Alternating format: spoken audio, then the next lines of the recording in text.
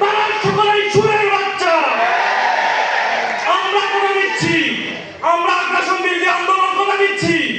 হাজি ভাইয়ের মতো রক্তের শেষ বিন্দু থাকতে জুলাই শহীদের একটা জুলাই শহীদের বিচার আমরা না দিয়ে বাংলা জমিনকে আমরা ছেড়ে দেব না।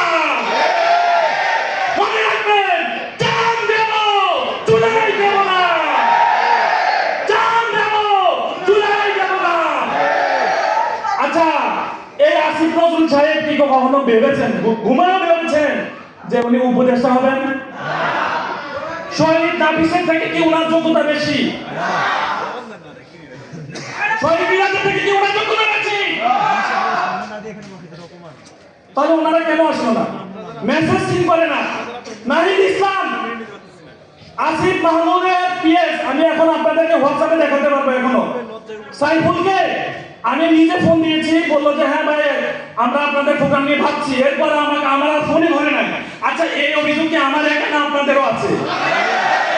এই যে আমাদের জুলাই বিক্রি করে, জুলাই গাদ্দার কেন এনসিপি পার্টি, এই এনসিপি পার্টি সমন্বয়ক নামে যাদের শরীরের পাশার মধ্যে চেহারার মধ্যে ঘি টুকটুক করছে, তারা আজকে জুলাই শহীদদের পরিবারদেরকে ভুলে গেছে। এই শহীদ পরিবারের সদস্যরা যখন তাদের সাথে দেখা করতে যায়, পিএস এর মাধ্যমে দেখা করতে যায়, দেখা করতে হয়, পিএস অনুমতি দিলে দেখা করতে পারবে না। এটা কি জুলাই ভাষা? এরা এখন হাজিকে বিক্রি করতেছে, খোদার কসমে হাজিকে বিক্রি করতেছে।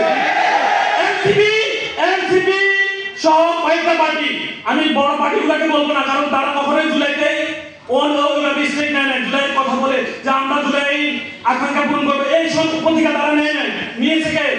এনসিপি, বৈষম্য বিরোধী আন্দোলন, ছাত্র শক্তি সহ কয়েকটা পার্টি। আমি এই পার্টিগুলোকে মেনশন করে বলছি, আপনারা আজকে শহীদ পরিবার কেন আসছেন না?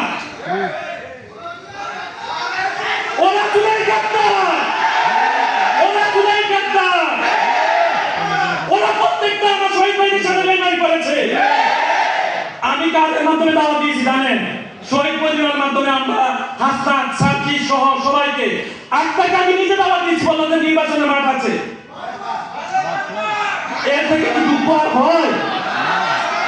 আরে আমাদের প্রোগ্রাম না, এটা শহীদের প্রোগ্রাম, এটা অঙ্গহানি কুপন বর্মনের প্রোগ্রাম, এটা অঙ্গহানি আমার ভাইদের প্রোগ্রাম।